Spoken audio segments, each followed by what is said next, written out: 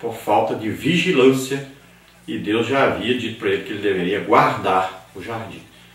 Agora, o cultivar aí, está dada a ordem para ele cultivar, então ele teria que guardar ali, e também ele teria que tirar o mato, que impedisse ali às vezes o acesso dele até as plantas, ou tirar o mato que estava prejudicando a planta de crescer. Então ele teria que ver se tinha alguma praga, alguma coisa que estava ali destruindo alguma plantação. Então, às vezes ele tinha que tirar os cipós que invadiu alguma planta, ia destruir alguma planta. Então ele ia aprendendo, e enquanto isso ele estava trabalhando, ele estava ocupado. Então a ordem foi dada por Deus, e Deus sabe muito bem que o homem precisa trabalhar. O apóstolo Paulo chega a dizer que quem não trabalha também não coma. Veja só. Então deve a pessoa ter um trabalho, uma ocupação. Agora, na relação moderna que nós temos aí, empregado, patrão, patrão, empregado, então os patrões devem fornecer o material adequado para o funcionário trabalhar. O funcionário deve trabalhar visando sempre agradar a Deus em primeiro lugar. Se ele fizer isso, então ele vai agradar o patrão, vai trabalhar honestamente.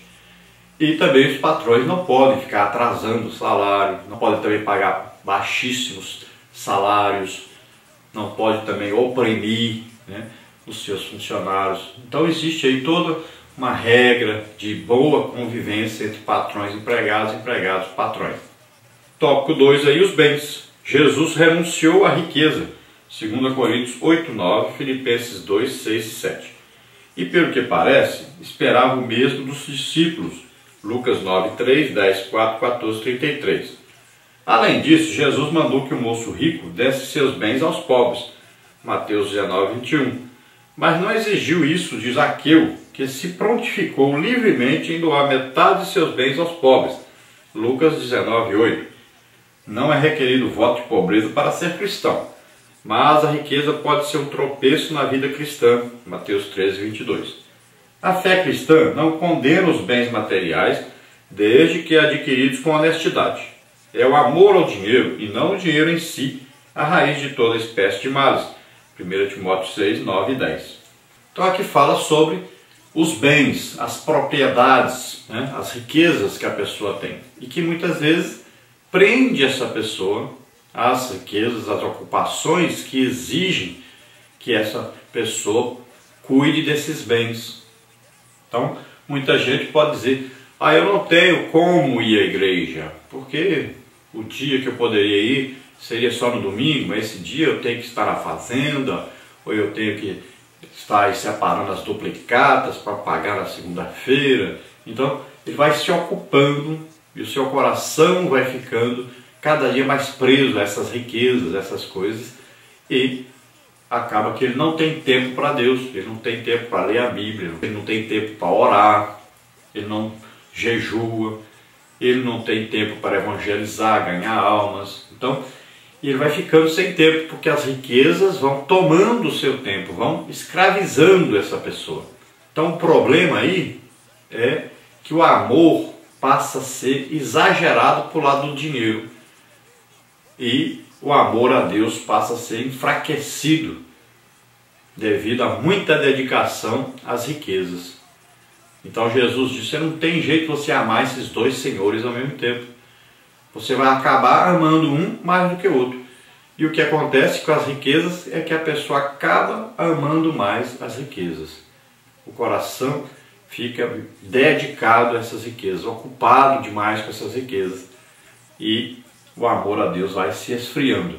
Acaba então que a pessoa faz a opção, faz a decisão de cuidar dos seus bens e acaba abandonando a Deus.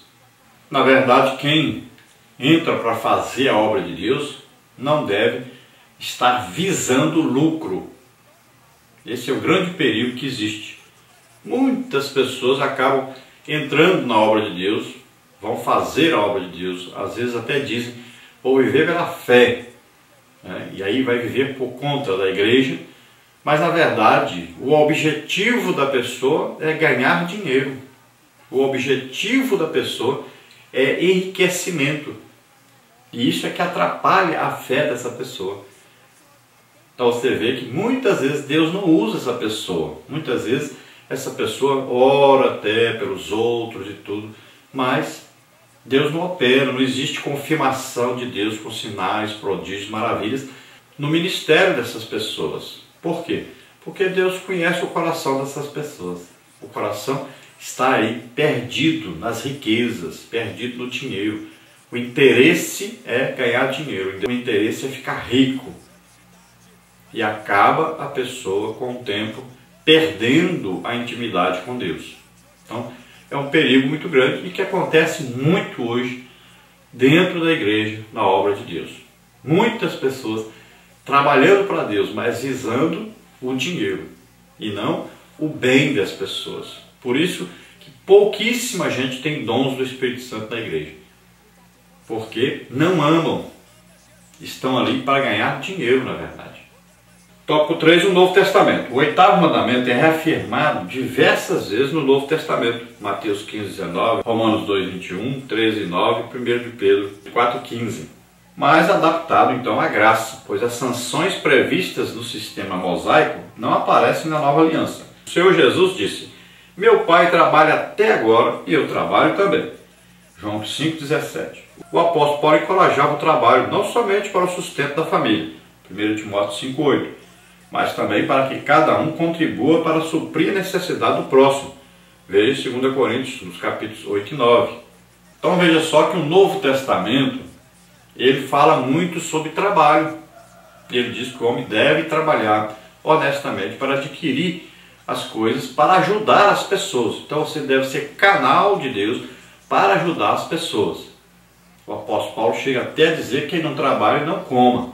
Então tinha gente que estava na igreja, nas costas da igreja, vivendo de explorar a igreja. Então não trabalhava e ficava aí tirando dinheiro da igreja, tirando as provisões, os alimentos, né? Tudo tirava da igreja. O apóstolo Paulo, ele muitas vezes o que? Ele fazia tendas, trabalhava para se sustentar, para não ficar dependendo da igreja. Então ele dava exemplo para muitos obreiros de sua época, que eram ociosos, além de não produzir nada para o reino de Deus, ainda recebiam e exploravam as igrejas. E Paulo ainda fala com as pessoas o seguinte: se você que ensina os outros, por que você não ensina a si mesmo? Então ele diz: se você ensina que ninguém pode roubar, por que você rouba? Se você ensina que não deve mentir, por que você mente? Então se você ensina que não deve furtar, não furte. Então ele estava dizendo que aquele que ensina deve praticar o que ensina. Então a conclusão aí diz: o cristão deve ter bom testemunho, 1 Coríntios 10:32, e exalar o bom perfume de Cristo, 2 Coríntios 2:15, onde viver e por onde passar, e dessa maneira Deus será glorificado, Mateus 5:16. Então o testemunho do crente, ele deve viver de maneira santa, deve trabalhar para se sustentar e deve dar o exemplo por onde passar. O exemplo de sinceridade, de santidade, de comunhão com Deus, de trabalho na obra de Deus e trabalho também para sustentar ele e a família dele. Então ele será exemplo para a sociedade onde quer que ele esteja. Então vamos ver aí um resumo dentro do oitavo mandamento. A propriedade é um direito do ser humano? Sim. Deus deu lei a Moisés para proteger os bens do seu povo. Por que a pessoa não deve furtar o que pertence ao outro? Porque tal ato, além de ser pecado contra Deus, prejudica o próximo. Para você, quais outras modalidades podem ser consideradas furtos? Por exemplo, compra de produtos pirata. Tal atitude é ilegal e macula a Igreja de Cristo. Se uma pessoa rouba outra, mas se arrepende, o que ela deve fazer? Em primeiro lugar, pedir perdão de Deus, pedir perdão à vítima e restituí-la. Então, se você lembrar aí que pediu alguma coisa emprestada e não devolveu, faça isso. Se você se lembrar de repente que vendeu alguma coisa para alguém com preço exagerado, explorou essa pessoa, pode restituir essa pessoa. Vai lá e dê o que sobrou, que estava demais, então devolva. Então você vai vendo aí, vai analisando o que você fez e que causou prejuízo a outrem e você corrija isso. Pronto, está está tudo resolvido. Então é importante que haja um arrependimento e uma atitude de consertar e voltar à comunhão com Deus, voltar à comunhão com todos. Vamos então orar neste momento e você ora junto conosco. Se você deseja aceitar Jesus como Senhor e Salvador, é a sua oportunidade. Se você quer fazer uma oração aí para renovar a aliança com Deus, se você sentiu que fez alguma coisa aí contrária, que você está roubando, furtando de alguém, então é hora de você consertar, mudar, deixar isso e começar uma vida nova com Deus. Vamos orar juntos. Pai querido, em nome de Jesus, olha, Senhor, para essas vidas que se chegam a Ti arrependidas dos seus pecados. Obra grata, ovrani crostereiro flar, a grata rua xeretiai. Ó Deus, faça que cada um, Senhor, seja agradecido a Ti agora, pela Tua maravilhosa salvação, pelo Teu maravilhoso perdão. Ó Pai querido, em nome de Jesus, perdoa agora os pecados desses que se chegam a Ti agora. Ó Deus querido, reaviva os nomes no livro da vida daqueles que estavam, Senhor, se desviando por causa de prejuízos aos outros, de furtos. Pai querido, em nome de Jesus, restaura essas vidas agora, perdoa todos os pecados e faze-nos, Senhor, cada dia mais unidos a Ti, cada dia mais olhando para a Tua palavra, nos arrependendo de nossos pecados, consertando nossa vida, estando cada dia mais próximos de Ti, esperando a volta de Jesus para nos buscar. Em nome de Jesus te agradecemos. Amém. Glória a Deus. Aleluia. Olha, você que está aí nos assistindo, nós queremos convidar você a estar conosco em uma das programações que nós estaremos agora, neste mês de março e nos próximos meses. Nós temos marcado aí alguma coisa. Se você quiser nos convidar para estarmos aí com você em sua cidade, nos convide, estaremos aí. Lembrando que nós não cobramos para estar em qualquer lugar onde nós vamos. Então, nesse mês de março, nós estaremos aí no dia 14 e no dia 15 em Martinópolis, São Paulo. É aí pertinho de Presidente Prudente. E nós estaremos aí num congresso de jovens. Estaremos orando por cura, batismo do Espírito Santo, libertação, por dons espirituais. Estaremos ali então ganhando almas para o Senhor Jesus. Então, esteja ali conosco. Nos dias 28 e 29 de março, nós estaremos aí em São Paulo, capital, no setor 18, aí na Vila Espanhola, e nós teremos ali um simpósio de EBD e também um culto à noite. Esteja ali conosco e participe ativamente desse trabalho.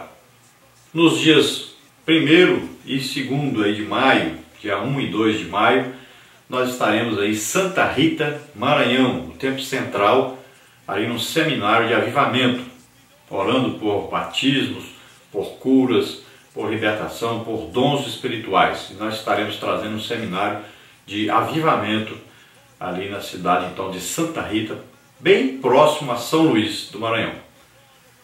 Nos dias 30 e 31 de maio, nós estaremos aí em Curitiba, no Paraná, num seminário de Escola Bíblica Dominical e também no culto de pregação. Então participe conosco aí em Curitiba, Paraná.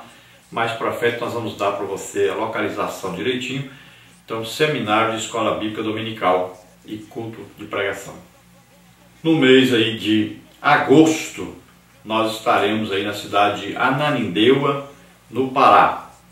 Então você também participe juntamente conosco, estaremos aí fazendo um seminário de Escola Bíblica Dominical e também de família.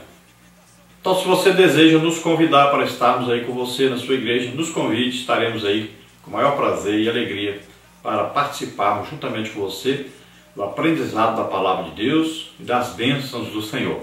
Então, você tem aí nosso endereço, nosso e-mail, nosso telefone, nosso WhatsApp. Entre em contato conosco e estaremos aí com você. Vamos agora então ao nosso questionário.